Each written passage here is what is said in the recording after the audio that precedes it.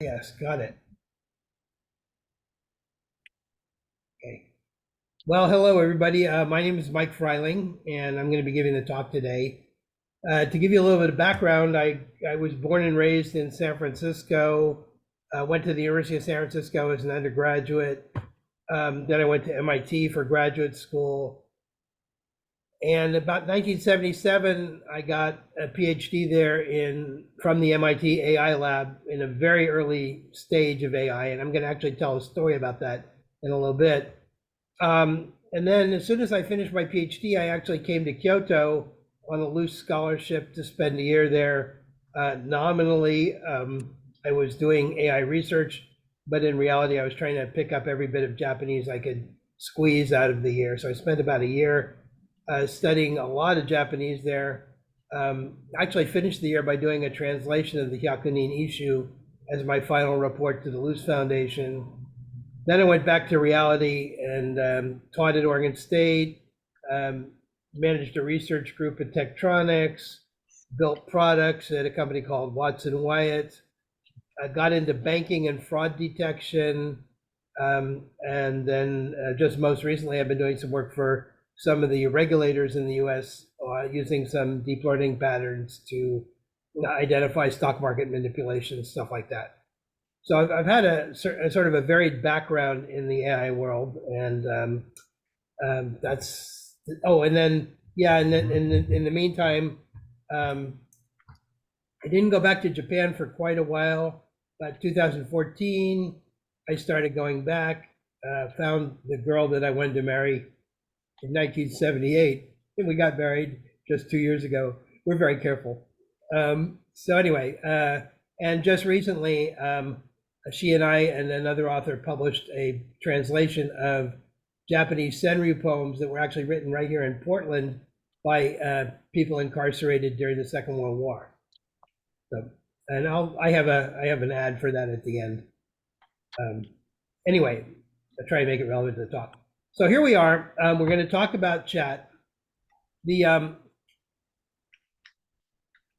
think it's important for all of us to start putting our thinking caps on and thinking about what the implications of this are. And I know, the reason I got started down this path of offering to give a talk was because I sensed a certain amount of concern on the part of writers on the Facebook pages and stuff like that. I thought, well, here's something I can do. I can actually talk about this stuff for you guys. But I think it's beyond writers.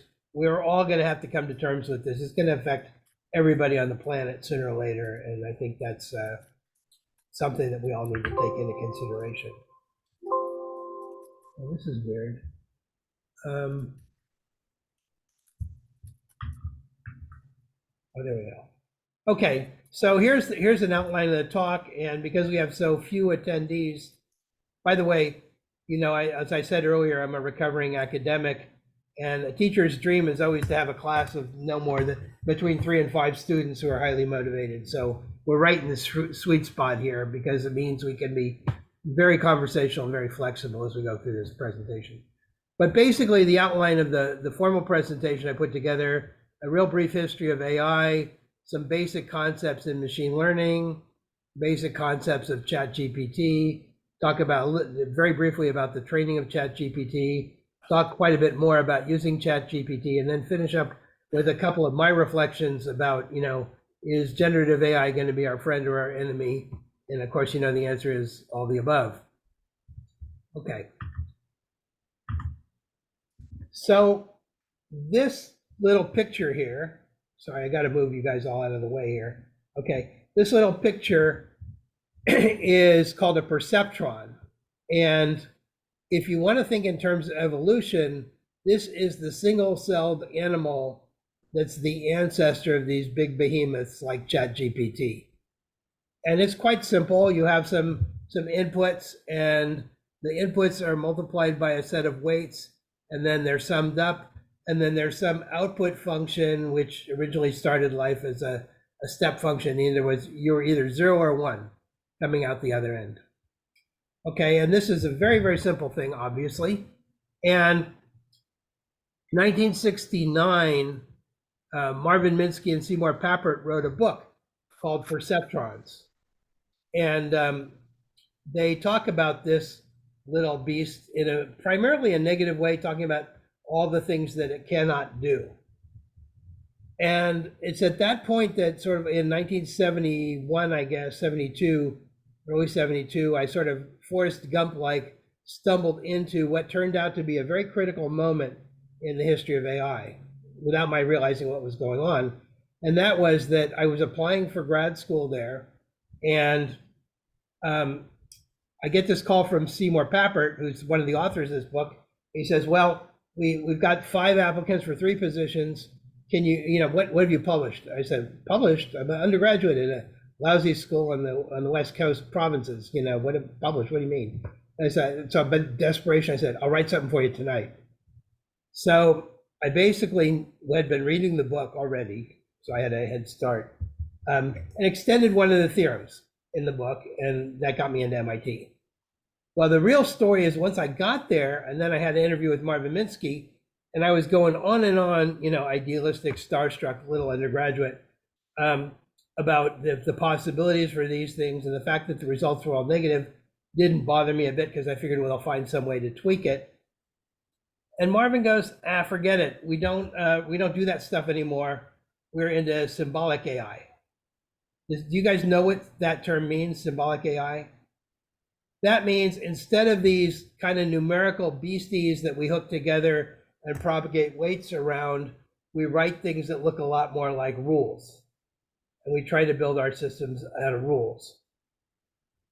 And okay, so I spent all my graduate career and a good part of my working life working with rules of that sort because that's what I'd been trained to do.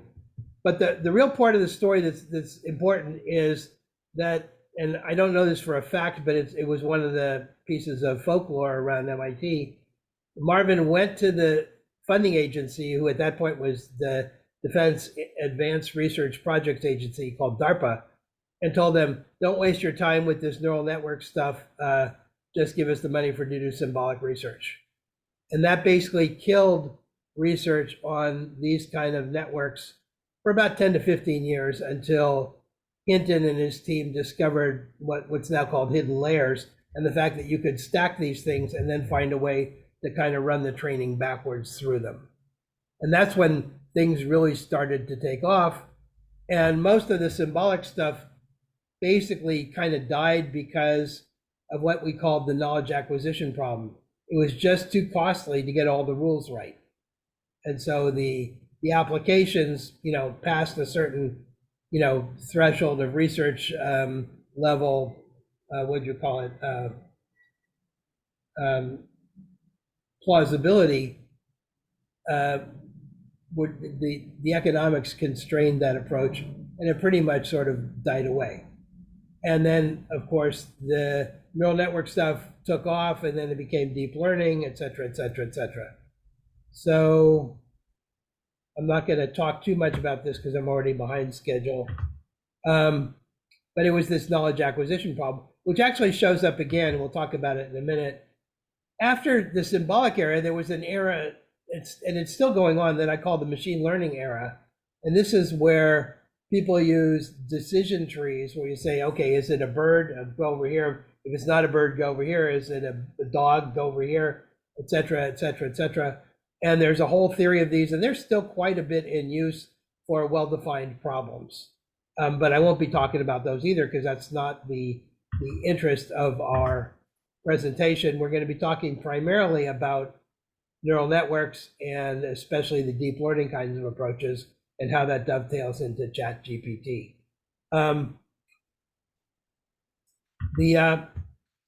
So a couple of preliminaries. One is, where do the inputs, we're going to assume that all of these things operate on inputs. And the first question is going to be, well, where do they come from? And what inputs are often called in the business is called features. And you can have what I call raw features or cooked features, depending on what you're looking for. Raw features are things like if you're taking a picture, the image intensity in each pixel is basically a raw feature, or letters in a text string you could think of as raw features. ChatGPT does not use the raw features. It pre-processes them. pre-processes them into things that are called tokens. There's about 50,000 of them in ChatGPT. And here's some examples. All the English language words are tokens, and then the endings and the prefixes that have specific sort of add-on meanings, like the plural s, or the whatever they call it, the gerund ing, en for participles, et cetera, et cetera. All those add up into tokens, and so there's about 50,000 of them that ChatGPT can recognize. And then there's an even more cooked form of tokens called predefined tokens that, if you're doing fraud detection or medicine, you'd look at things like, well, for medicine, height, weight, blood pressure, cholesterol level, et cetera, et cetera, et cetera. Those are sort of predefined. Okay, but those are usually form the inputs of the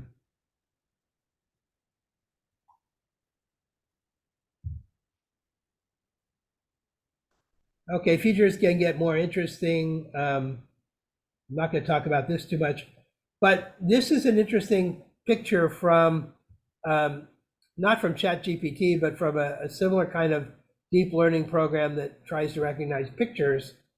And, oh, well, here's what I should say.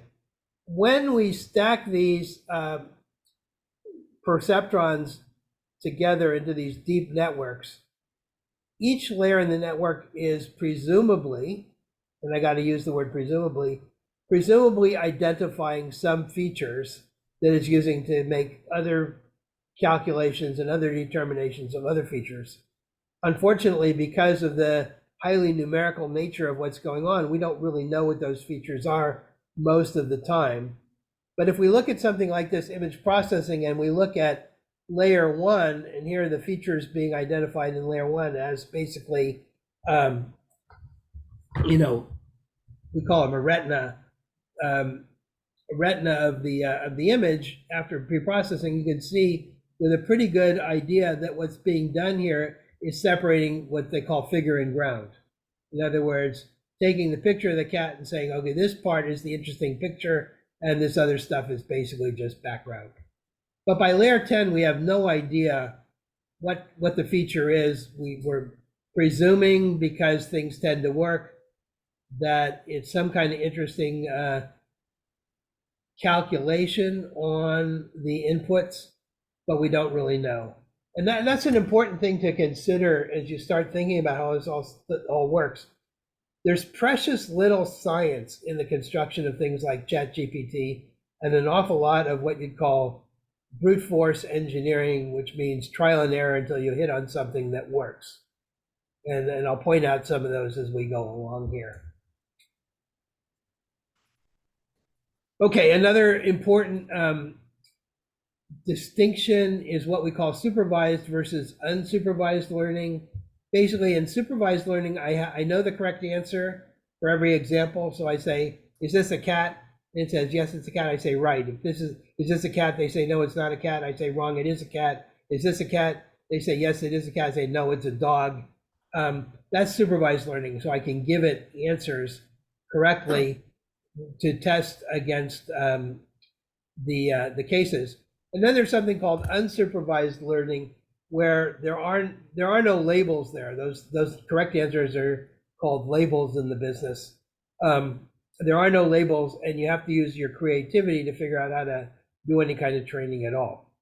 Now, this concept is important in ChatGPT because one of the very first things that's done is a kind of something that's sort of in this gray area between supervised and unsupervised, and it's called word prediction, where they take basically a text and they pull out a word and they say, can you predict what word this would be? And since they already have that word, they can use that as the label to drive a kind of supervised learning, even though it doesn't have the yes, no, correct, incorrect answers, but you can get a lot of that kind of oomph from the supervised learning by doing things this way. And I'll talk a little bit more about that as we go along. Okay, so there's supervised and unsupervised learning. Another problem is what's called overfitting, which is something you always worry about. I'm not sure that it's relevant to ChatGPT, but if you trained a model to recognize, say, diagnose heart disease, and overfitting would be the case where you give it a lot of examples, and what it basically does is memorize the examples too well, which means it did not capture the generalization they were hoping for. And so you usually hold out a set of other cases to test, and if it performs well on the training set but then performs poorly on the test set, you know you've been overfitting, and then you got to start going back to tweak things. That's an important concept too. Okay, now let's get into deep learning, what deep learning is. It's basically taking that little single-celled perceptron and stringing them together in different layers. So we have an input. If you remember, what you had was you had an input layer that went straight to an output layer. Now what we've got are these layers that are called hidden layers, and this was the great advance that sort of kicked things into high gear with respect to AI, is these hidden layers. What's interesting is the little perceptron pretty much survived almost unchanged as it started getting cobbled together to build these deeper and deeper networks. The one significant difference is that this step output function originally was something like a sigmoid, so it would never go below 0, but it would top out at 1. And then for various engineering reasons, that was replaced by something called a ReLU, rectified linear unit, which still never goes below 0, but it can go well past 1 in the as you basically amp it up. So there's just a little tidbit for you. Okay.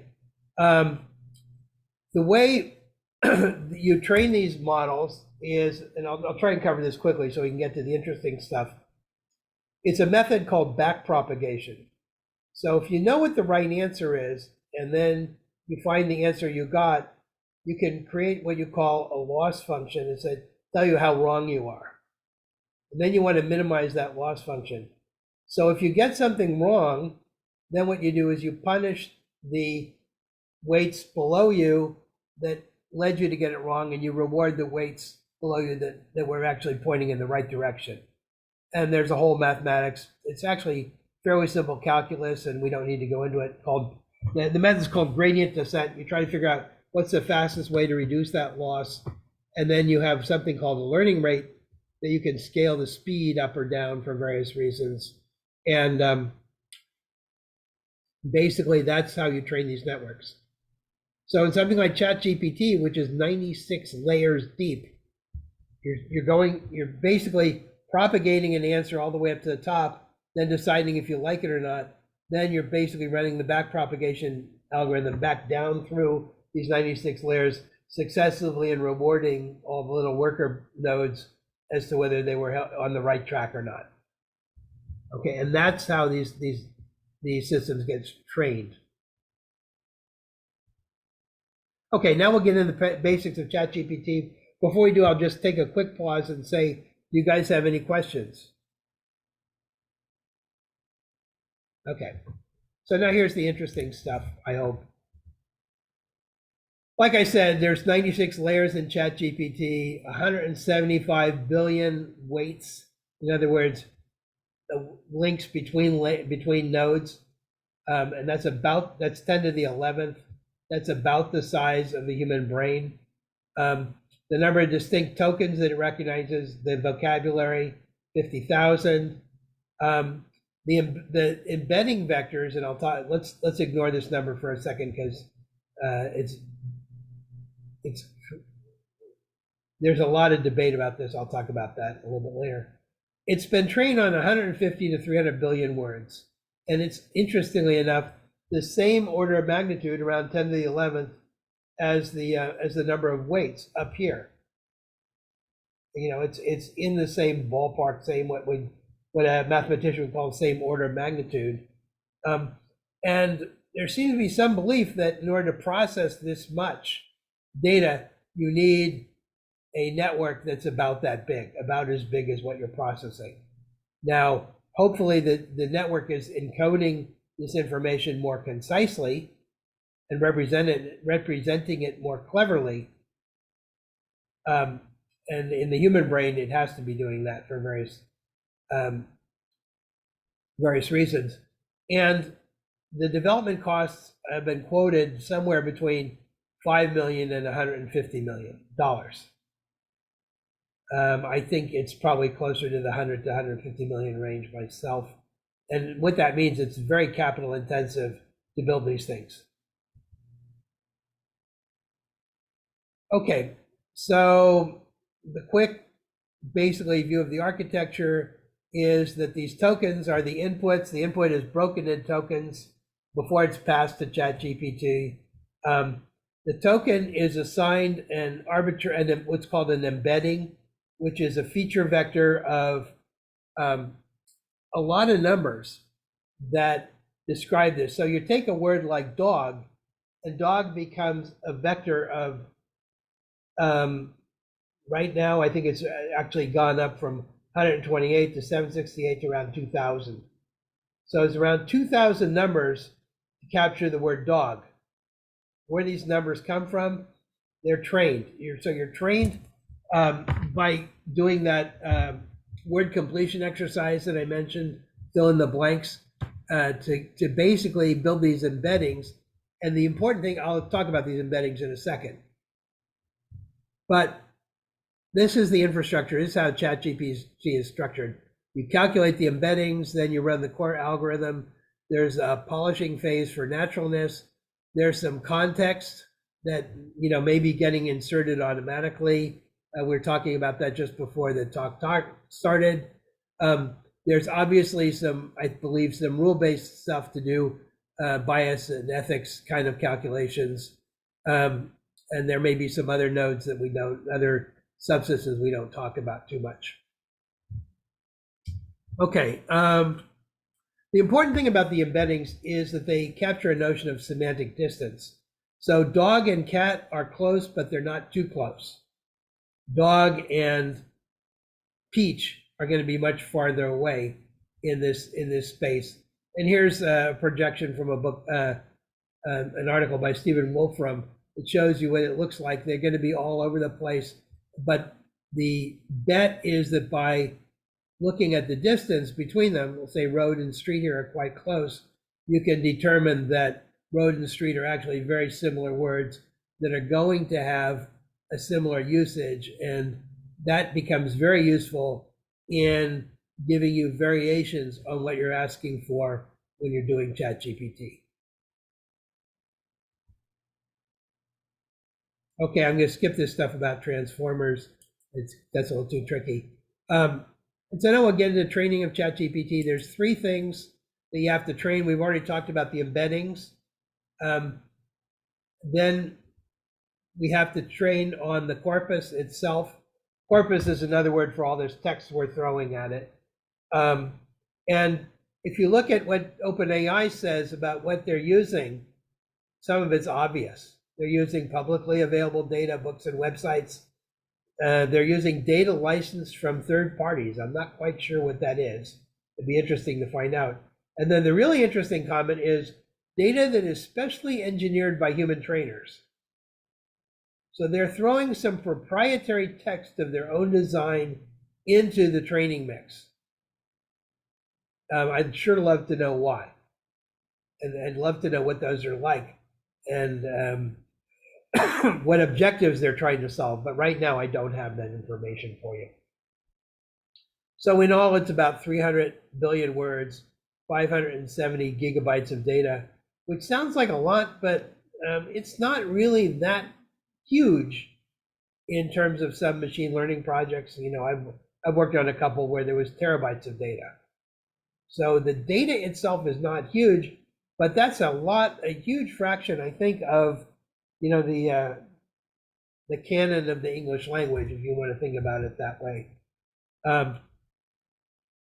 Because that's not so huge, it's the epochs that make the training expensive. Now the epoch, I didn't explain what an epoch was. I kind of glossed over that. But when sorry.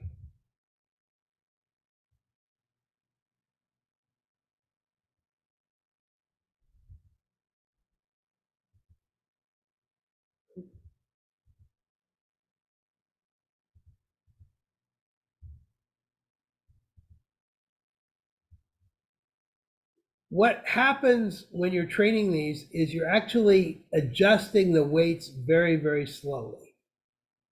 And so that's controlled by what they call the learning rate, which you can set when you're training one of these networks.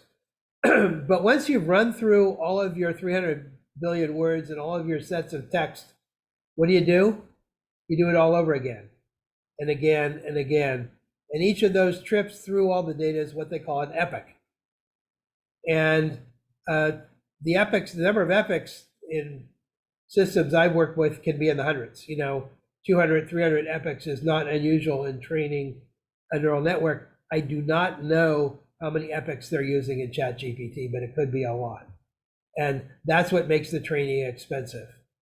Now, training time reports are so extreme that they don't really make much sense. Like one report I said it took 10 years to train ChatGPT or GPT-3. Well, there wasn't 10 years in the history of OpenAI to have done that. So whatever they're calling a day is not the same as what I would think of as a day.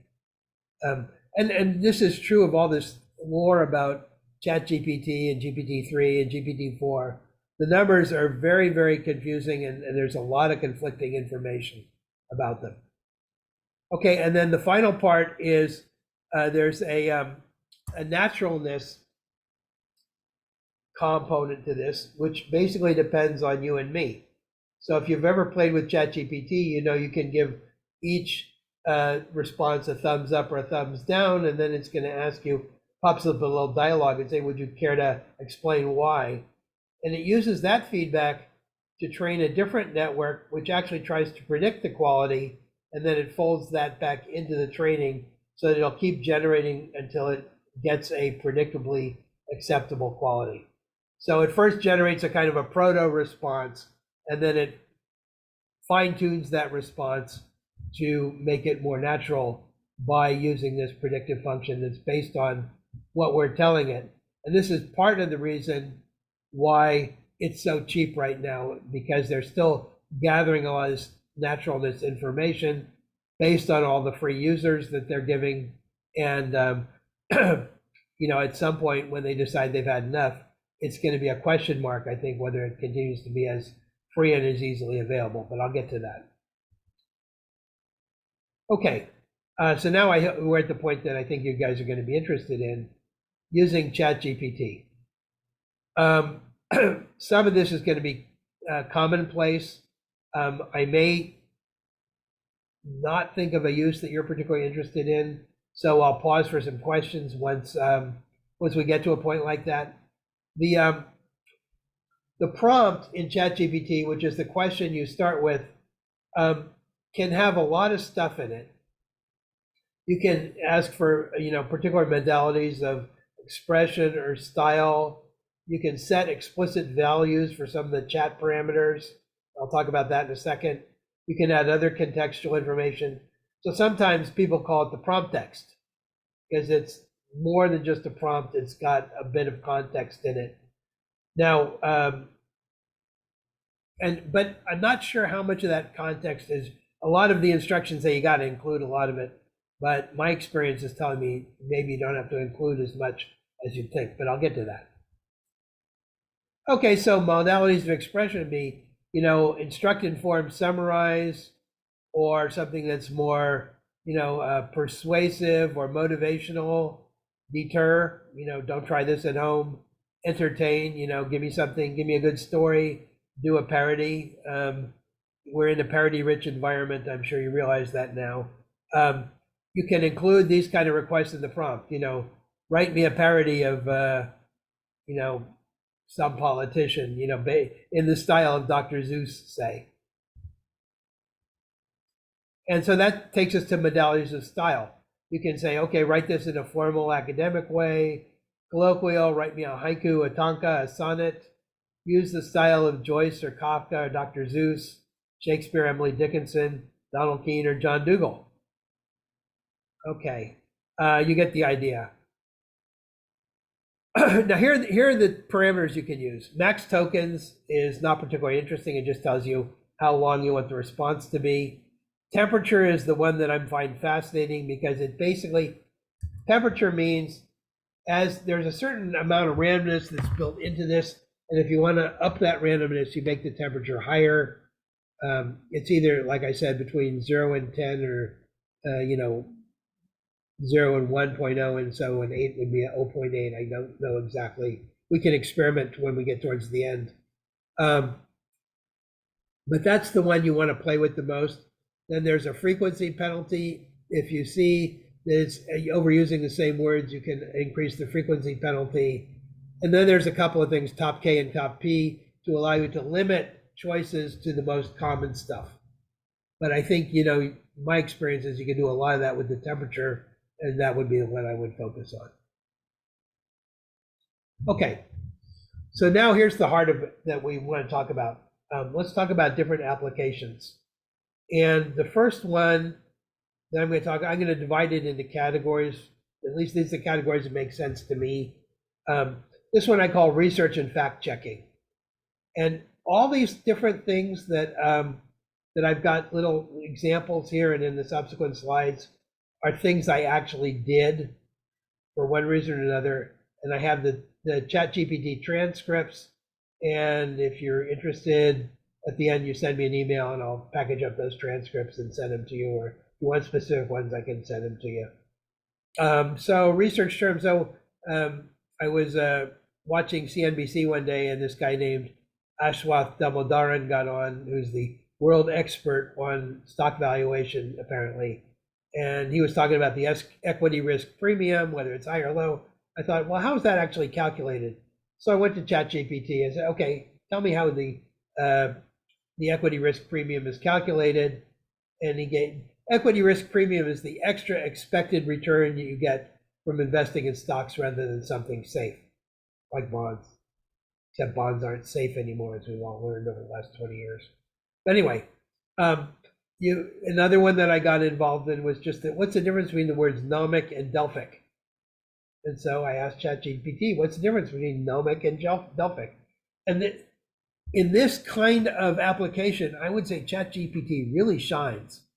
You could ask this kind of question in Google and you get 10 pages. The first 5 are sponsored ads, so you got to throw those out. Then you got to try and figure out which one of these is most likely to have my answer.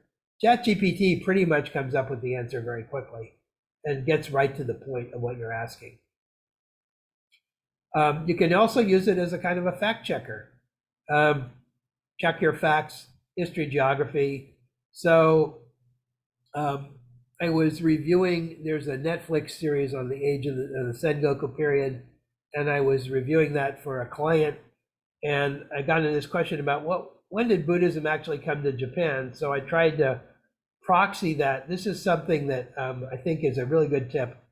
If you want to have a question like, when did Buddhism come to Japan, try to find a measurable proxy. Proxy means something that's very close to what you're asking, that's going to be more measurable and give you some real information. So I figured, well, what's the oldest Buddhist temple in Japan? And it came back with some temple in Osaka called Sutenoji or something like that. And I said, well, wait a minute, what about Ascadera? So I asked it, what about Ascadera? When was it? And Ascadera, and I have this transcript, it's one of the most interesting ones. Ascadera was actually founded earlier. And so it apologized and said, yeah. And so then I asked it again, what's the oldest temple? Ascadera. Okay, that's great. Okay. A couple of days later, I went back and asked the same question, and it was back to Sutenoji. And now I'm finding today or yesterday, if I ask it, what's the first Buddhist temple in Japan, it gives me Sutenoji. And if I ask what's the oldest temple, it gives me Ascadera. So that led to a question of what's the first versus the oldest temple? What's the difference between first and oldest? And it gave me some explanation that I couldn't make heads or tails out of. But if you're interested towards the end of this talk, maybe I can pull that up. We can take a look at it. Another one, I was checking some stuff about Hideyoshi. Was he really a great fighter, or was he just more of a schemer? And I got a pretty reasonable answer. Did the Kyoto conference actually occur? There's a whole movie about the Kyoto conference, which allegedly happened after Nobunaga was killed to try and pick who the successor was. And it's a very humorous movie, and Hideyoshi's jumping all around, doing all kinds of machinations. And I wasn't sure if it was really, if it ever really happened. So I asked ChatGPT, and yes, apparently it did happen. And then this last one, are single men allowed in love hotels? This may seem like a very odd thing for me to be interested in, but I was actually fact checking, because there's a famous book about Kyoto where there's a scene at the end of the book where the protagonist claims he's staying in a love hotel all by himself. And I got very suspicious about this, questioning the integrity of that author, whose name I will not mention. And I asked a Japanese friend of mine, can you go to a love hotel by yourself? And they said no. So I thought, it's always been in the back of my head, well, is this really true or not? So I asked ChatGPT, and ChatGPT said sometimes. ChatGPT is very good, by the way, at kind of splitting the difference and waffling on answers. And it even gave me some recommendations for love hotels, but I'm not going to share those with you. Okay, so that's the research and fact checking, and I really believe ChatGPT shines in that area. I've been using it a lot. Once I got used to using it, I mean, it's one of those things I don't know that in about a week, maybe 2 weeks, that I've been working on this talk and doing that review of the Sengoku period.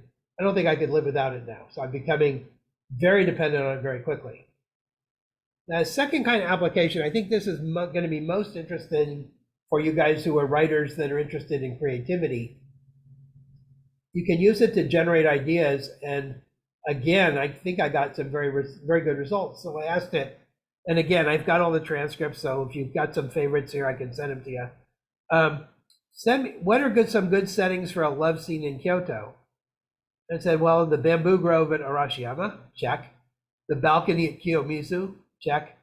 The that long string of torii gates at Fushimi Inari at sunset, check. Really nice ideas. Okay, and then one of my favorite things is, somebody asked me once, what do you like best about Japan? And it was just like, it was at a dinner, and we've been, having a couple of glasses of wine, and I thought for a minute, I said, I like the ghosts. And we don't have ghosts in the United States like you do in Japan. This guy was looking at me like I was a nutcase.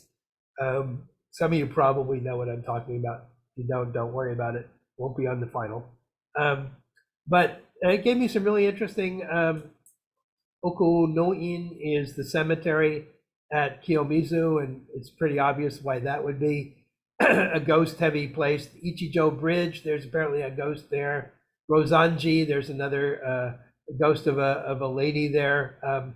That this is stuff I didn't know, and this is, I think, again, an area where ChatGPT is quite strong at coming up with things you did not know or ideas you might not have thought of.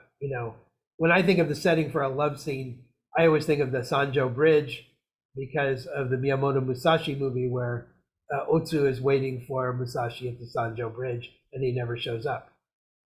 So to me, that's a very romantic place. But these other ones are really excellent choices.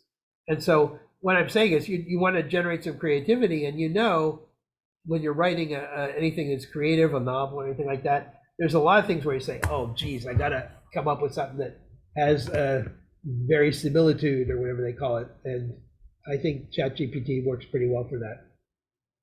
Playing out events and scenarios. So I asked it, okay, let's do a murder mystery, and the detective spots the suspect at Kitano Shrine and chases him all the way down the Sanjo Bridge. What could happen along the way that would be a crisis? And the one I liked the best was, how about a flash flood on the Kamo River that threatens to wash them away? Another one I did just for fun, I'm a native of San Francisco. So if you know San Francisco, you know about the 22 Fillmore bus. So I posed this scene where I get on the 22 Fillmore bus. There's a guy there with a hoodie. Can't see him, but I'm getting really weird vibes from him. And then let ChatGPT play that out for me, see what it plays out like. And again, I think there's a fairly strong use of ChatGPT. Now, one of the things I'm really interested in is how creative can it really get? And, especially, can I give it really odd stuff? What's the connection between, a dog and the city of San Francisco? Just see what it comes up with. I haven't done enough experimenting there to have anything interesting to say, and it might not be ChatGPT. We might have to wait for like ChatGPT 4 or something like that. But my guess is eventually that's going to be a very fertile ground for prospecting out of the box ideas that you can use in your stories. And then finally, an area where I think you can use ChatGPT quite effectively is in capturing fine details. If you write a story and all of a sudden one of the characters is an expert at, say, spotting payment fraud, you can go to ChatGPT and say, give me a bunch of techniques for spotting payment fraud. So if your story is going to depend on whether this particular credit card transaction was legitimate or not, you can basically, without having to do all the research you would otherwise, like reading texts on fraud detection. And by the way, nobody likes to talk about fraud detection for obvious reasons. ChatGPT is doing a pretty good job there. Some of the examples that it came up with were velocity, how fast the transactions are happening, device fingerprinting, that means checking the IP address, the character fonts on your computer, et cetera, et cetera. Another one it came up with is what we call consortia, which is groups of banks that share the information among each other to make them all better at detecting fraud. So these are quite reasonable answers. Detailed descriptions of skilled work, soil analysis, the old muddy boots and the murder mystery. And one of the interesting techniques that came up was the microbe population in the soil might be a clue, in addition to the soil composition, stuff like that. I like that one a lot. Voice recordings, how would you tell if a voice recording was fake or not? Because you're gonna, it's a real problem. It's not just a murder mystery problem anymore. And one of the techniques I liked that it came up with was what it calls artifacts. And in fact, I'll refer to it later on, but to prep for this call, I watched The Matrix for the second time. And there's a point there where he's walking by this door and this cat's shaking itself. And he looks again, cat's doing the same thing. And he says, that's weird. It's like deja vu. And he said, no, that's an artifact. Somebody's fiddling with reality here in The Matrix. That's a pretty good one that you might boil into a story if you wanted. And then you can get detailed description of technical issues. So it does generate computer code. I tried Python and SQL. And I tried, is it a good idea to store ammonium nitrate in your house? And it gave me 5 reasons why you shouldn't. And if you're going to have somebody blow themselves up in your murder mystery with ammonium nitrate, that's going to give you 5 ways that it can happen in your story. Okay, so again, all of this can be used to feed into creative writing, or if you're writing, a technical analysis of some particular thing, you can use it to check the possibilities, make sure you've covered them all, et cetera, et cetera. Okay, here's some things ChatGPT can't or won't do. It won't give you detailed descriptions of actual interiors, from what I could tell. I asked for the description of the interior of a couple of places.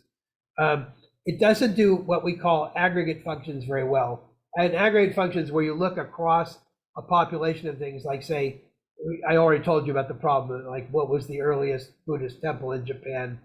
It doesn't do those well. And the reason is obvious, because there's no actual looping in ChatGPT. It's going to review all these things like a human would and say, well, what do I know about this? It's really just generating the next thing in a kind of an open loop fashion. And so it's not going to have that kind of search function that you would need to compute things like earliest or latest. Same thing with complex algorithms like find the next prime number. I wouldn't advise using ChatGPT for that. It won't offer criminal advice. One of the first things, because I work in in fraud detection and capital market manipulation, one of the first things I asked it was, give me a good scheme for manipulating the stock market. Oh, I can't do that. That's not ethical. And that's how I came to the conclusion there's got to be a kind of a rule-based system built around the basics of ChatGPT to identify things like, naughty questions that you don't want to answer. And then here's a real oddity, and I don't know what to make of this. So I thought, well, I'm going to, I spent some time in Boston, and one of my favorite hangouts in Boston was South Boston, in the bars, the Irish bars there. And so I tried to start a story. So I walked into a bar in South Boston to meet O'Reilly. And the answer was, I'm not going to complete this story because it's copyrighted material. Now, I don't know if there's actually a story that begins that way, but it was a very interesting response from ChatGPT. And I don't quite know yet what to make of it. Hopefully the next time I come around to giving this talk or something, I'll have more information on that, what that's all about. But very interesting. So these are kind of things don't ask for because you're not going to get it. A couple of tips for using it. I would always request two-sided analyses. In other words, you don't ask it, should I sharpen my lawnmower blades every week? Just say, what are the pros and cons of sharpening my lawnmower blades every week? The Hideyoshi question, the way I phrased it was he a fighter or a schemer? And I got, an analysis of both possibilities. Which one should I be using for data science? Which programming language? Python versus R. And again, I got a kind of analysis of the pros and cons for Python, the pros and cons for R. So it's, again, this kind of a question, it does a reasonable job of. Another tip I would give you is your evaluations are going to be better if you try to make them objective and measurable. So find a proxy that's like that. Don't ask for, what's the best. You can ask for what's the most popular, what's the most highly rated, if that's applicable. You could ask that probably. Ask it like which book gets the best rating on Amazon. But these things are measurable, and therefore it's going to give you some kind of concreteness to the answer. Whereas if you ask for questions like best, it's usually going to try and thread right down the middle and give you a kind of a Delphic answer that's not going to necessarily satisfy you. Okay, the last one is, again, if you don't like what you're seeing, if it's too wild, dampen down the temperature parameter. If it's not wild enough, increase the temperature parameter and see if you get something a little bit more exciting and out of the box. And of course, this is really important when you're generating ideas and trying to write stories and stuff like that. Okay, this takes us to the last section. I'm going to try to finish this up. Let me stop in that. Well, let's try and breeze through this section, then we can stop and have discussion. And I'm willing to stick around beyond the hour if people are interested in talking. But okay, I would take the position that we're already in competition. Generative AI is pretty wild right now, but it's going to get better. The development's accelerating. I mean, things have really taken off since November of last year, which is when ChatGPT was released. There's what we call an arms race taking place in financial services, where ChatGPT is being used to create fake documentation. And if you think that's bad, I just came across an account from a legal brief that synthesized legal cases are already being cited in court. A lawyer presented, going, well, according to, Leibowitz versus Markowitz, blah, blah, blah, blah, blah. Well, they're making up cases and throwing them in with ChatGPT. And no judge, no matter how good, is going to know the law that backwards and forwards. This is scary stuff. ChatGPT generated books are already on the market, and I'm going to show you an example in a few seconds. Okay, so we're already in competition. It's a capital-intensive business. As I said, the estimates for ChatGPT 3 somewhere between 5 million and 100 million, and I'd probably side with the 100 million. And it's not a cookbook business. You're going to get into the business of building one of these things, you're going to have some really experienced engineering talent. So these are going to be expensive to build. And even the operational costs for OpenAI, just running the thing that I can play with, is being estimated at about $700,000 each day. So the run rate at OpenAI is humongous.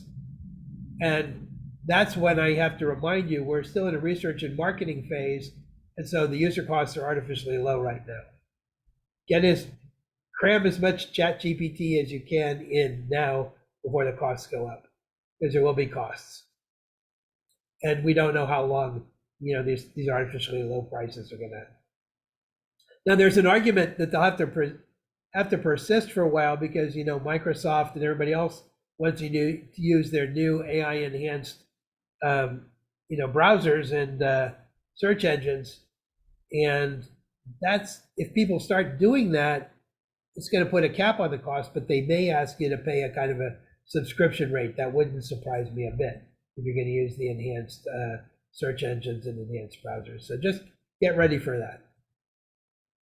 Okay, do humans have any advantages? Basically it boils down to, we're not machines. Like I said, I rewatched The Matrix, and I was shocked as I realized that the first time I saw it, it was science fiction. And I would never have thought the first time I saw it, which is probably a year after it came out or so, I would never have thought we would get close to that in my lifetime. But now I think we're an awful lot closer than I ever expected to be. And that's a wake-up call for all of us. But I take comfort from a little description that Joel Weizenbaum, who wrote a program that was called Eliza, you can look it up. It was kind of a fake ChatGPT a long time ago. And it was he wrote it as a joke, as a sort of a spoof on AI. But somebody asked him once, will AI ever become intelligence? And his gnomic answer was, it may become intelligence, we may call it intelligent, but it will always be an alien intelligence. And I think that's one of the wisest things I've ever heard about this stuff, is always going to be something different, something off about it from a human perspective. We may have to look harder and harder to find it, but I think it's going to be there. And obviously, just like the stories of John Henry beating the steam engine pile driver, it's going to cause us to start looking hard again at what it means to be human and what's special about our humanity. But I'm not going to get into that in this talk. Okay, there's some misuses of ChatGPT that you should know about. These things called deep fakes, documents that don't exist, fake birth certificates, legal citations. We just discovered a new work by James Joyce. You get the idea. Requests that appear authoritative. You get an email from your boss saying, basically send this payment to this vendor right away, and it's even got some kind of personal note on it and something like that. That kind of stuff can be used to generate fraud scenarios. Now here's one question you would ask is, how can I detect ChatGPT activity? So I asked ChatGPT to tell me how to detect it. It got some good answers. Misconstrued context, like I told you about the asking for a Dr. Seuss poem about a table. Unexpected direction, wandering around, like the 22 Fillmore story, and end up with this girl showing up out of nowhere and starting to talk to me. Repetitive phrasing, inconsistent, incorrect nuances. So a couple of days ago, I asked it to generate some haiku and some tanka, and they were rhyming. The odd thing is today they're not rhyming, so I don't know what to make of that. I'll try them again tomorrow, see if it's back to rhyming. And if it's the stories are a bit superficial, but lack insight or detail, that might also be a tell. Okay, one thing that's really kind of interesting is this notion of fine-tuning. And what people are doing now is you can take a pre-trained model that, $100 million model, you can get your hands on it, and you can basically play around with it, maybe make a few adjustments to it, and then train it on a much smaller set of stuff you want to train it on. Like, for instance, specific questions about writing an article or working with a publisher or something like that. And there was a project at Stanford where for $6,000, they basically built something that was roughly equivalent in functionality to ChatGPT, because what they did is they licensed one of these models from Meta, and then they basically went through a manual process of asking ChatGPT a bunch of questions about a particular domain, and then feeding those answers back into the meta model that they had built, and the total cost was around $6,000 as opposed to hundreds of millions. This is the kind of thing that may start happening to democratize use of ChatGPT and make it possible for a lot of people to avail themselves of this technology without having to, as I think we ultimately will be, having to pay large amounts of fees to OpenAI or Microsoft or whoever. And then here's another, this is a really whacked out idea, but this did not come from GPT. I sort of came up with it myself. What if we started having content ratings? So you might rate a book or an article, say GPT 0 to GPT 100, depending on what percentage was ChatGPT. And you can, basically people could start doing this already. If you did a review for Amazon, you say, this is a GPT 20 book, or this is a GPT 50 book. That's something that's within our control, and we can enforce it in the review process. I'm going to skip over compliance issues. So don't buy this book. I bought this book, and I decided about 3/4 of the way through it that the rating was ChatGPT 90 plus. Okay, in other words, about 90% of the content of this book was just straight ChatGPT slapped on the page without any polishing. And once I realized that, I thought, oh, what a garbage book. And that's what this character, if you know the Japanese word gomi, this is the character for gomi. So ChatGPT plus cut and paste gives you gomi. On the other hand, you might want to buy this book. It's rated ChatGPT 0 because it's been painstakingly written by myself, my wife, and one other author, peer-reviewed by 2 professors, written the old-fashioned way. And that's one thing I'm going to say is we can control some of this with how we spend our purchasing dollars. And if you think something's a little too ChatGPT heavy, don't spend it, don't buy it. And that's, unfortunately, I finished right on time without time for questions, but I'm happy to stick around if people want to ask questions, talk about things. If you want some of the transcripts, send me an email at this address, and I'll send them to you. If you want to look at some of my other writings, you can look at this website. I've also put together a Facebook page called Fun with ChatGPT that you can join to see some of the other things I discover as I discover them. And now we can open for questions and discussion. Any questions? So, hi. Jen's here. So Yeah, hi. I have one kind. So I have one kind of technical question first. You mentioned these words that you can use to to modify it, like for example the temperature and things like that. I Yeah. didn't, I've used ChatGPT, but I didn't know that you could use those. And I'm just wondering, is there when you go to the page, is there somewhere that explains like how to use those? Yeah, And also, that's an excellent question. And the answer is I haven't found it, but what you can do is you can put it in the prompt. So you can uh-huh, say, tell me a story about riding down Imanagawa Street, and then say temperature equals 8 or something like that, and you get a different answer. And say, tell me a story about riding down Imanagawa Street, temperature equals 4. So okay, you can experiment with it that way. Just put it in the prompt at the end. right. And those just apply to the current chat that you're having. They don't apply to your account more generally, probably. No, I mean they don't apply to your account. They're at the maximum they'll apply to the whole chat, and so it might affect Right. your context. So if you set the temperature, you may your previous the next question might be answered at that same temperature, I don't know.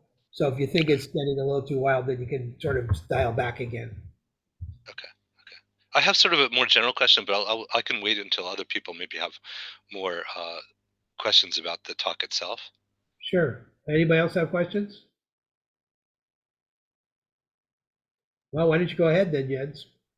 Well, there are some questions in the chat. Did we want to go back over Oh, them? I'm sorry. Yeah, you're right.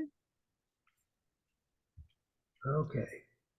I have a question about weights, because you kind of skipped over it, but it seemed to be an important factor in your discussion. And I admit that I'm really something of a Luddite when it comes to the engineering and computer science. But can you explain weights a little bit more?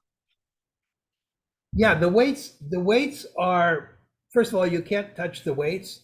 They're all part of what's built and learned in the algorithms that build the networks. And what they are is they represent the strength. We go to the talk again.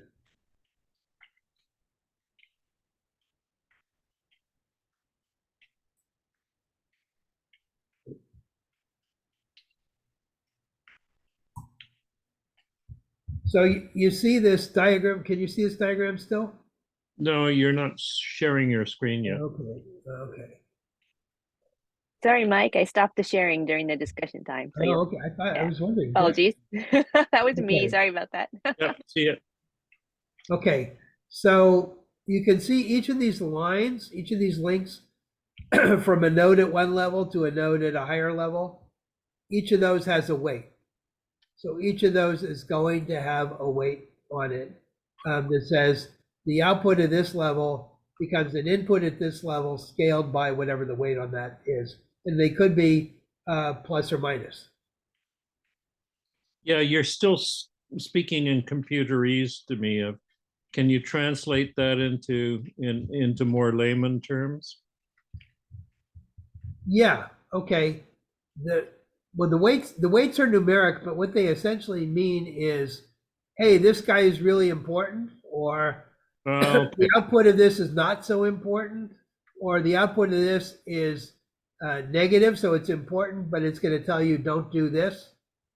So it could be positive or negative. It could be high or low. Okay, I got it.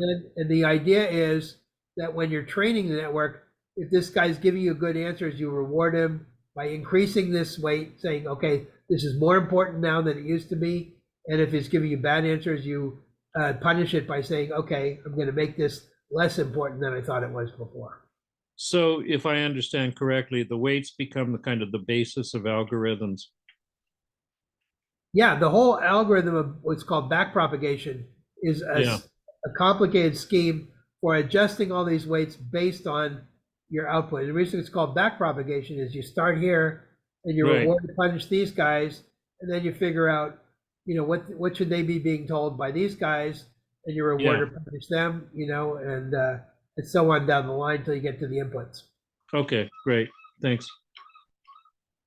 I had a question, and Sure. it kind of got answered about whether humans train it. And the reason I was asking is because I used to work for Microsoft, and I worked on training Bing before it came out. And Training what? Bing, the search engine. Oh, okay. Yeah. And I ran teams in Japan and China and India and all that because we had to have different versions for each country.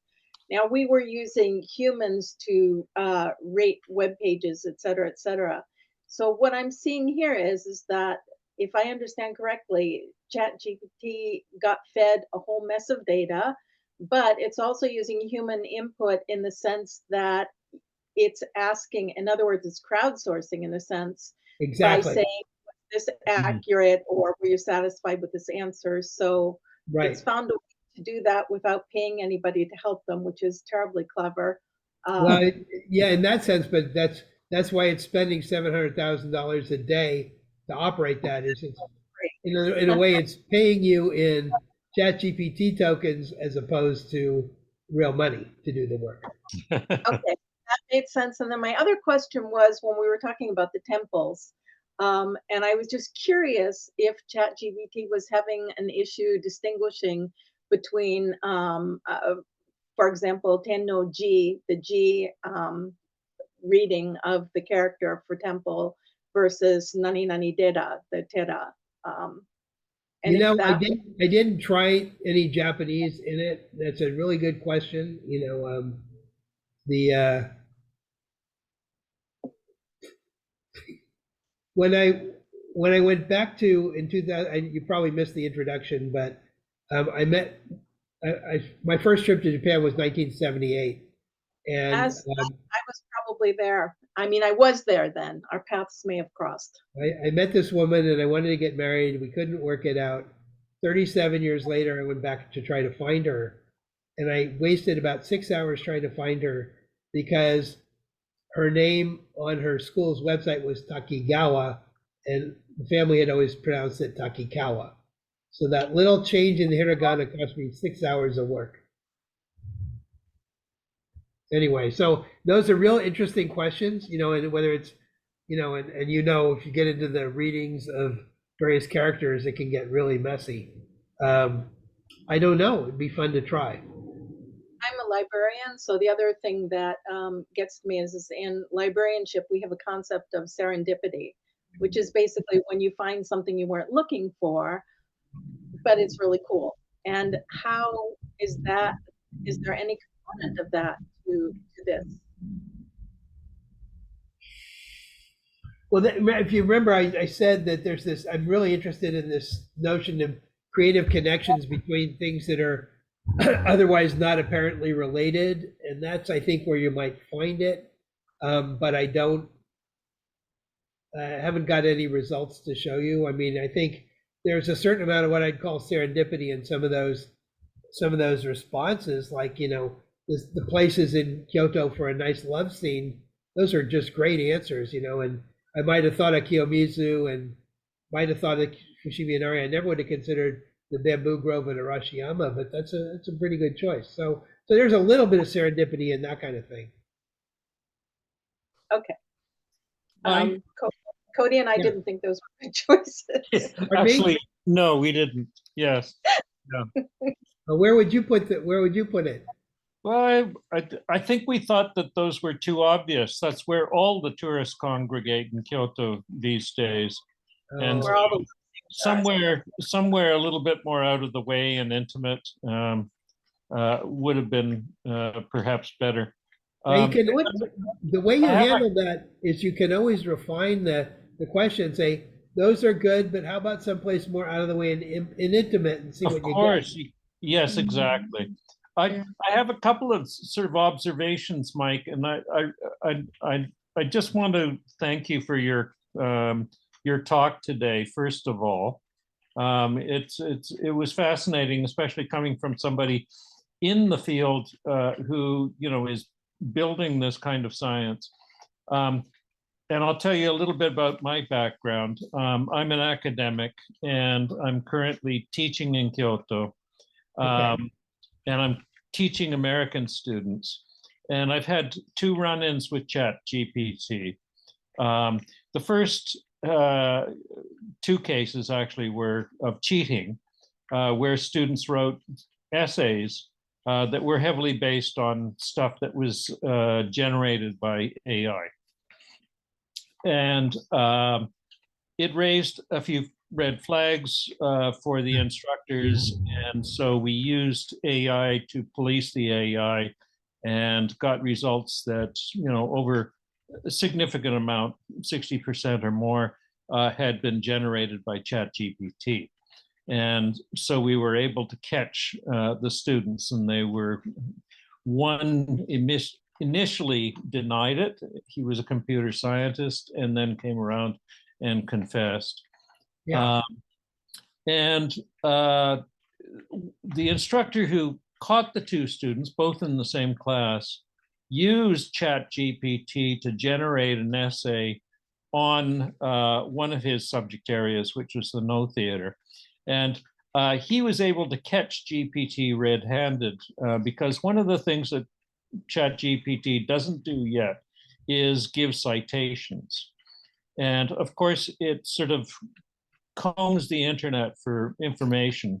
And my sense is that in its current iteration, it's a great bullshitter. Um, and in this particular case, the instructor asked ChatGPT to write an essay about a particular no play. And ChatGPT came up with some stuff saying that it referenced the tale of Genji, which the particular no play, as the instructor knew, didn't reference Genji. Uh-huh. And so he interrogated ChatGPT about this and said, well, you know, where in this play is Genji mentioned? And then ChatGPT says, well, Royal Tyler says bloody, bloody, blah. And then the instructor asked ChatGPT, okay, where does Royal Tyler say that? And then, you know, finally ChatGPT had to say, you caught me, copper. And so that's So what does that mean? ChatGPT was making stuff up? it was making stuff up. Yeah, it was making stuff up. And the other experience I've had with ChatGPT is I'm a translator, and I've run stuff through ChatGPT to see what's, you know, kind of translation gets generated. And the stuff that I've been translating is not easy. Perhaps you've seen the article that came out about a month or so ago out in Japan Times about different generative AI translations of passages in Japanese into English or English into Japanese. And some of the fun things they do, for example, the opening lines of Kawabata's Snow Country, for example. And that's very clever. And for the most part, ChatGPT and generative AI can sort of put a lot of human translators out of business, I think. But I'm working on stuff that's really quite difficult.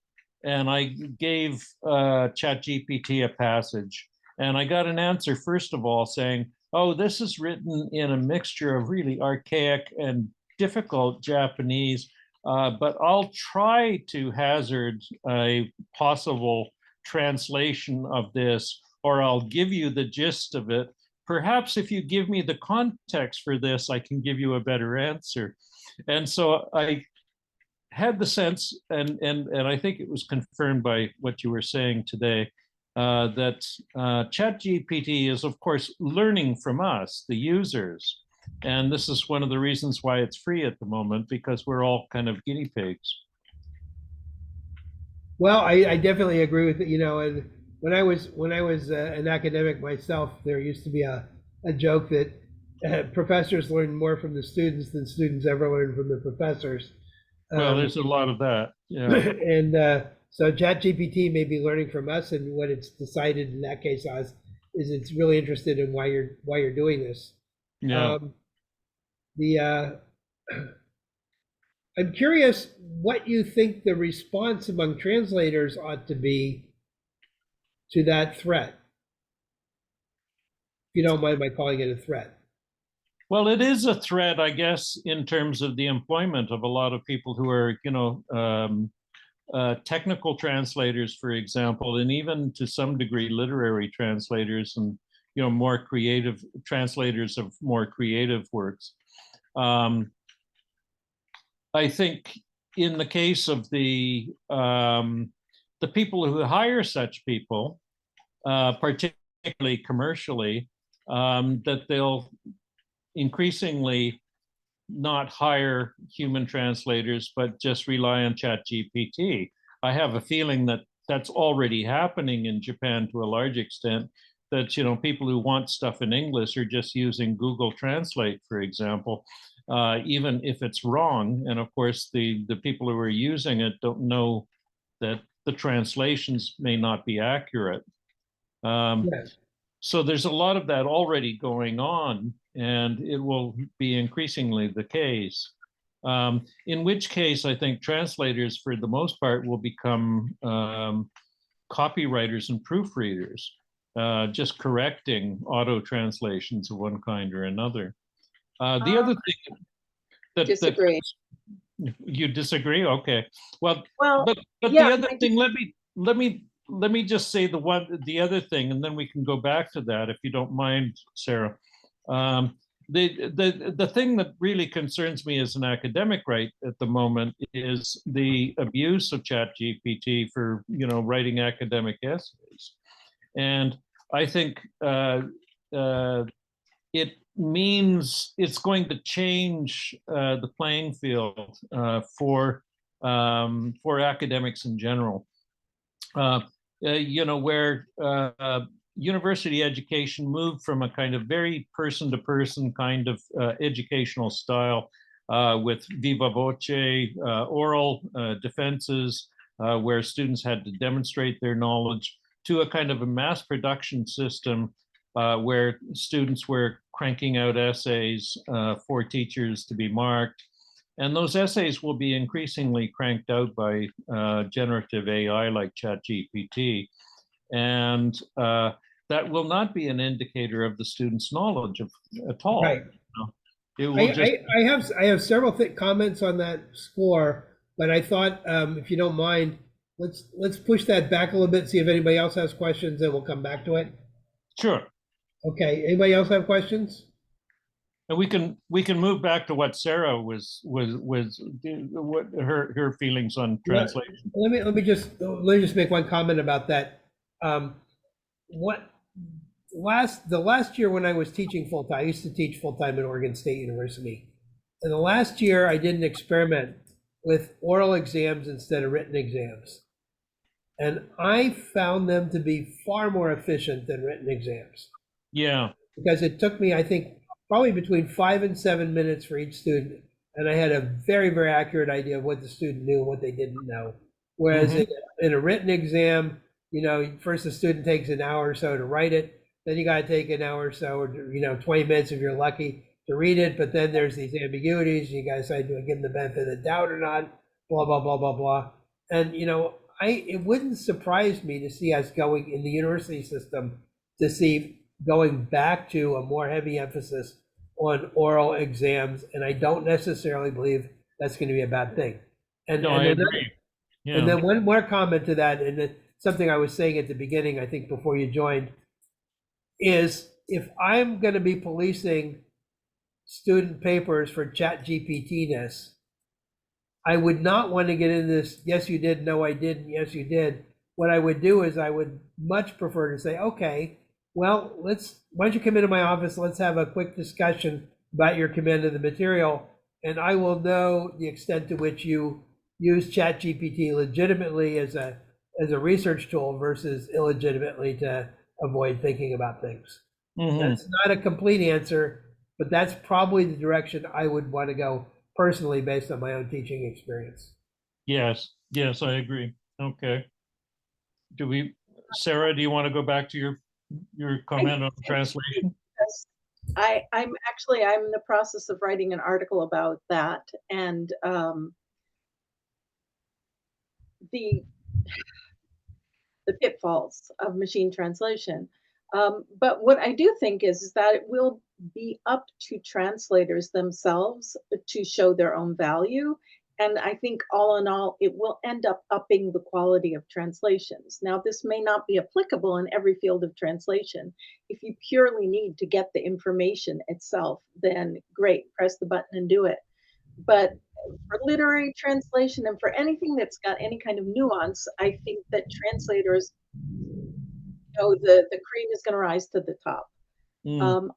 But my real irritation at this point is, having spent a number of years learning Japanese, is when I can use Google to just press the page and translate it. And that's fine. I have nothing against that, great for everybody. But what I really, really resent is when you have people who are proclaiming themselves as Japan experts and they don't speak the language whatsoever. They're purely relying on the auto translate to do their research. And that and it actually turns out pretty well. I've seen stuff that I'm like, well, yeah, she pulled it off. But it gets my goat because I took the hard road. Yeah, I mean, I've, believe it or not, we run into that in technical fields too. There's people who speak with great authority on topics which if you know the material, they don't know anything. But the managers aren't always so savvy in our business, and you're just tearing your hair out watching the manager nod about this. I mean, it's a fact of human nature, and I don't know that human nature will always be with us until AI takes over and puts us all in the matrix.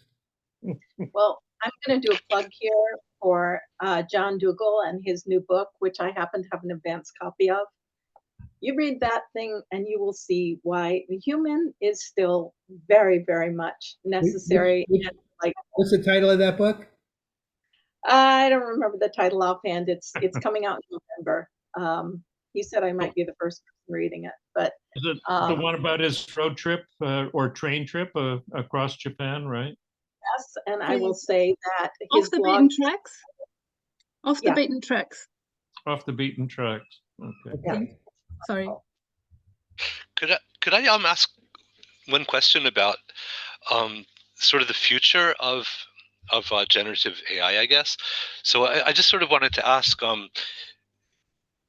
so like moving forward, what do you think is going to be important? Is it more computational power?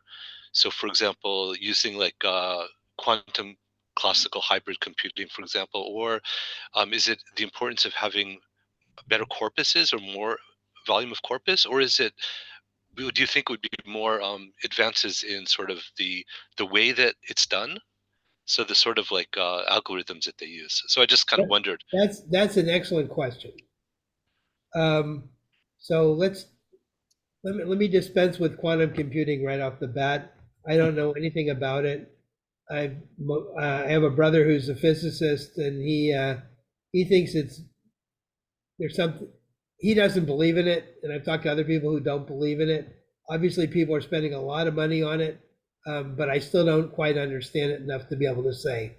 Now, so let's take that out of the equation. Now we have, the question of which is more important, the architecture or the corpus, and this it actually relates to another AI arms race between the U.S. and China, where the U.S. has an edge with architecture, but the China tends to have a much richer set of data, especially in terms of images, because they've been capturing more images of more people in more context than we do. That the folklore seems to be that the images will trump the architectures, at least in image processing.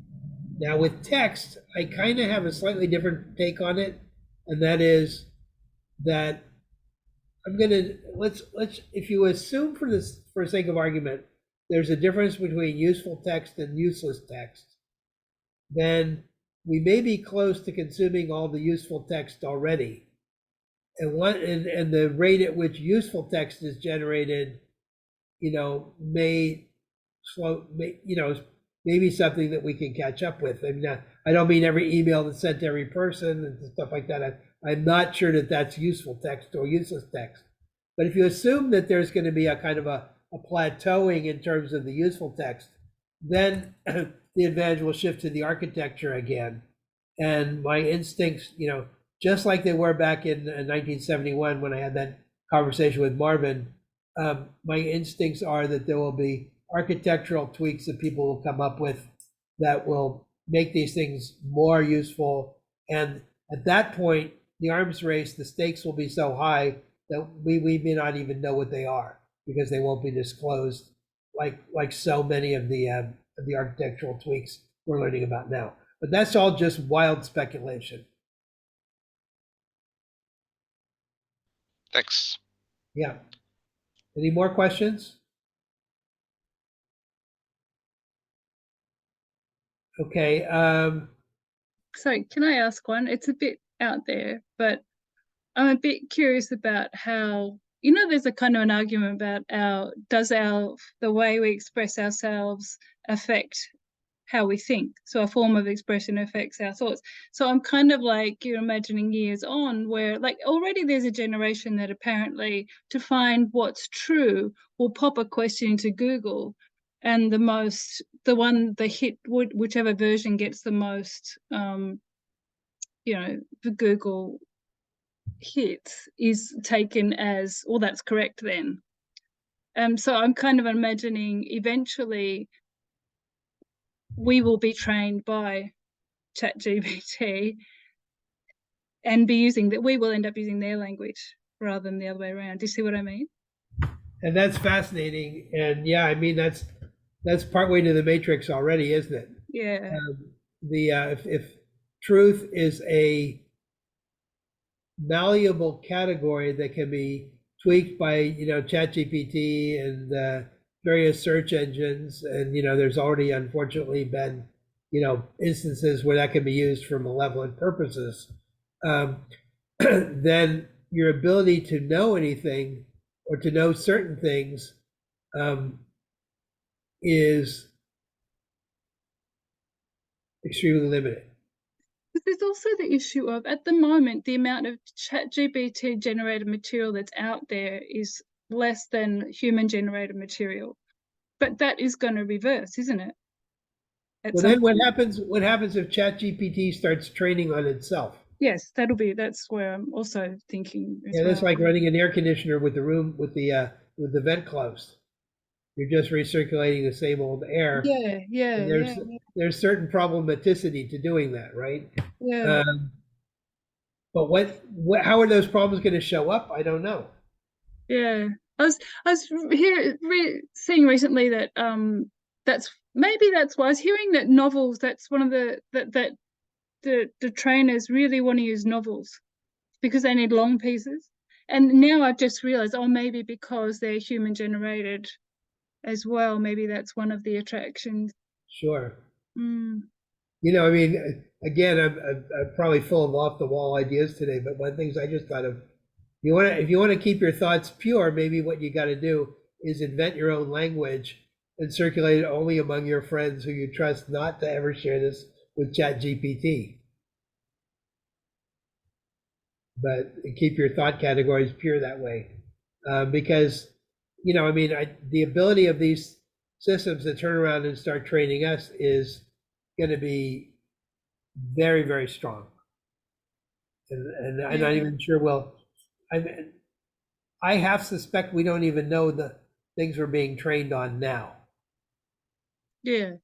In subtle ways that we haven't picked up on. Mm. On the other hand, just following this free association, isn't that what fashion is? Or doesn't fashion train us to wear a certain style of clothes and not wear others? Yes, and there are always boutiques and handmade. So that's so the point is that there will always be a human only. Okay, there you go. The next publishing house needs to be human only content or something Well, like that. like I said, we're going to have to start digging into our metaphysics and re-ask all those questions about what makes us human. Oh, beautiful. What makes us human? I mean, the answer that satisfies one generation turns out to be completely obsolete a couple of generations later, and so it's a fundamental question we're all going to be asking it, either implicitly or explicitly. Mm-hmm.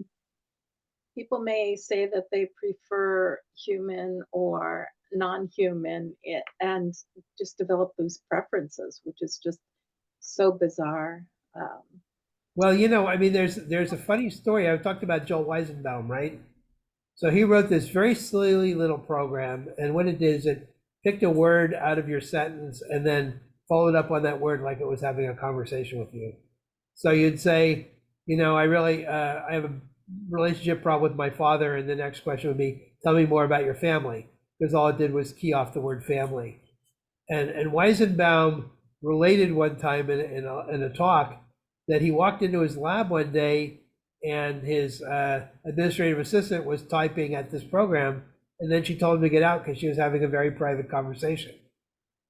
Well, it was remembering absolutely nothing but this person was actually trying to establish a relationship with this very, very, very, very unbelievably limited AI already. So as things go farther, and you're probably going to see some of this in Japan, where you got robots taking care of people who are infirm or aged. Are you going to see people bonding with their robots? I think we already know the answer implicitly. Yeah, I just read about that yesterday, about some online kind of, make your girlfriend online kind of thing, and they tweak the program so that explicit interaction wouldn't be allowed anymore, and people were writing, and they were heartbroken, they were seriously like grieving kind of thing. Yeah. Gee. On the other hand, having a relationship with a ChatGPT might be safer than some of the other creatures that you might start talking to. Like, it might not be all bad. But it does come back to, in the end, it's what we're reading, what's the effect that it has on us, isn't it? And well, yeah. Well, and that's the problem, isn't it? I have this argument frequently with people who say, well, the only way to know is through logic and rationality and stuff like that. I say, and my response to that is usually, what is the most important thing that a baby needs to know right the minute it's born? And they say, well, I don't know. Babies don't know shit. I'm sorry. Babies don't know anything. What are you talking about? I say, well, the thing that's important for the baby to know if it's loved or not. And babies who know they're not loved actually don't survive. There's something called failure to thrive, and the medical community talks about it because the baby's not getting hugged and cherished enough, stuff like that. Now, that's a mode of knowledge that's neither rational nor logical nor mediated ever by ChatGPT, I don't think. Or should I say, I hope not, and maybe I pray not. But we are going to have to face those questions too eventually, and with some people, maybe sooner than later. But that whole discussion points out why we really do want to know how it's being programmed, right? Like, well, we certainly want to know, if it's an honest actor or not. If it's you can ask a version of the question, "Am I loved?" which is, has it got my best interests at heart, or is it trying to sell me, some new handbag from Louis Vuitton? And that's it's a legitimate question. But on the other hand, as unsatisfactory as a relationship with a ChatGPT or a computer might be, what if it allows you to drop your Zoloft prescription because this is now giving you a sense of connection you didn't have before? Are you going to tell me that the connection with ChatGPT is more harmful than the Zoloft you're taking?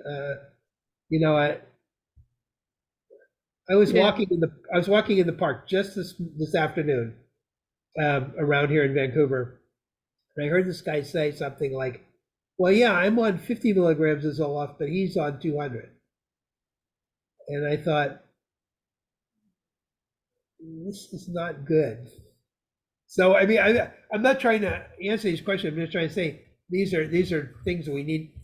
Yeah. We're in a very messy world right now, and AI may not be the most messy part of this messy world. I'm not trying to say it's, certainly not trying to say it's fun. I'm as alarmed by the progress as anybody. Like I said, when I saw The Matrix for the second time this week, and I realized I never thought we'd be this close in my lifetime. And that things are just, it's close to it. It may devolve into a winner-take-all arms race. And if it does, then the amounts of money that we're seeing spent now are going to be dwarfed by what's spent in the future to win that race.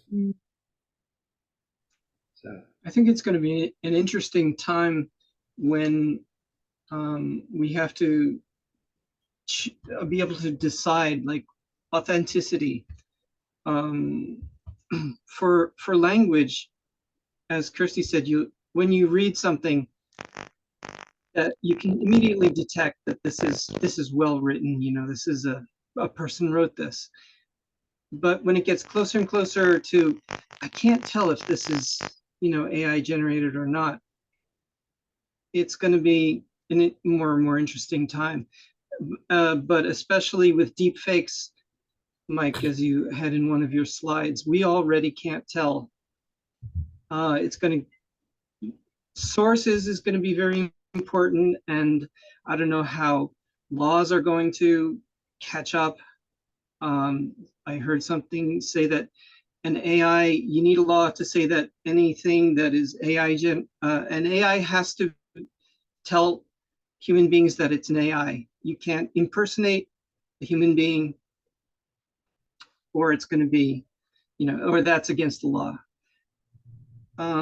Yeah, I don't know how things are going to develop, but Yeah, I mean, that's an interesting issue. One of the issues I'm wondering about is, do you have copyright protection for AI generated material? Like that book I showed you that's, as far as I can tell, probably nearly 100% AI. Does he really can he really justly claim a copyright on that? And then the other question is, on the flip side, the liability protection, can you say, well, the ChatGPT made me do it? That's not my work, so yeah, I'm off the hook liability wise. I don't think that one's going to fly, but the laws might have to change. That the liability rules and the copyright rules are different for human generated content than AI generated content. But then now you're just creating another arms race between the generative AI and the ability to detect it. But as somebody was pointing out, in the academic world, we're already there at that arms race. Yeah. I'm just wondering, the EU is attempting to build a code of ethics around the use of ChatGPT. And I don't know that North America or other countries are having similar kinds of conversation. I know that in the academic world, people are scrambling to try to decide whether the use of ChatGPT is ethical in an academic setting, and in which cases is it ethical, and in which cases is it unethical. I mean, that's the kind of conversation that people in academia are falling all over themselves about right now. Yeah, and I think those kind of questions always boil down to how big is the gray area, because there's some cases where you can say this is clearly an okay use. The same way, if I ask ChatGPT the same question I would ask, Google search, and I get a better answer and I use Yeah. it properly, that's probably legitimate. On the other hand, if I'm using it to sell you this funny little pill I'd like you to take, that may not be, that's pretty obviously not legitimate. But how big is the gray area in between? I don't think we even have a clear idea right now. I don't think so either, Mike. Yeah. That's where the ethical debate's going to happen, is what's in there. How can we pick this apart piece by piece, put it over here as legitimate or over here as obviously illegitimate, and narrow down that gray area as we understand it better. And one of the things is that the technology is developing so fast that the goalposts are being, moved all the time, right? Right. And it's very hard for us to keep up. We know that bureaucracy and the law system moves very slowly and, Right. and works on precedent for the most part. Right. And this is unprecedented. Yes. Right. I agree. I think it's going to be the most pleasant word I can think of is interesting. Yes. Okay. Mike, thanks for your talk. Yes, go ahead. Do I need to answer these questions that are in the chat, or? I think we probably got to all of them in one way or another. Okay, so you've been scanning them then. Mm. Okay, there's something here at the bottom says, maybe it wasn't, oh, please put contacts in chat. Does that mean somebody wanted me to put my contact information in the chat, or? Yes, you had the slide with your email, with the email address to which to write for one thing or another. I think they would just like to see that in the chat. They didn't capture it from the slide. Yes, please. Yeah. If you could put that in chat, then I can click on that and I'll have your contacts, Mike. I couldn't do it in your slide presentation. Right, Great. right. Yeah, thank you. Just something I do is I always take a screenshot when stuff like that comes up. Okay, yeah. True. Okay, there you go. Thanks, Mike. Yeah, you know, I should say here, sort of at the end, I don't consider this story closed by any stretch of the imagination, and I'm very, I would even say, excited about the possibility of maybe, you know, having more discussions, maybe regularly a Zoom call once in a while, just talk about what people are discovering, or I'll share some of, you know, it wouldn't be a canned presentation like this, but more I could share some more interesting transcripts, or people could share them with me. So if you're at all inclined to something like that, you know, say maybe once a month, or, you know, even face to face once I get back to Kyoto, put that in an email to me. And again, like I said, if you'd like some of the transcripts and some of the things I talk about, or you'd like all of them, just send me an email and say I'd like the transcripts, and I'll send them to you. Okay, well, I want to thank you guys. We actually went 44 minutes overtime, which is a personal best. Maybe it's a personal worst for you guys, but I think it shows, you know, as I mentioned at the beginning, you know, an academic's dream is having a small class with highly motivated people, and I think we proved that today. And I just want to thank you all for your commitment and interest in the subject. I agree. Yeah. Thank you. Yeah, thank you so much. Take Yeah. care. And, you Thank know, you very if much. we need to do this for a wider audience sometime, I'm happy to do that as well. Sure thing. Come to Kyoto. Thank you. Yes. Okay, yes. yeah. I'll be there November 3rd or 4th, I think, Perfect. for a couple of months. Okay. Yeah. If you want to get together and just have lunch and chat about this stuff, That would be lovely. send me an email and I will remember. You know, I need more friends in Kyoto anyway. So Yeah. Okay. okay, thanks a lot, everybody. See you Thank then. you. Bye-bye. Thank you. Thanks. Ciao. Bye-bye. Good to see everyone. Bye-bye.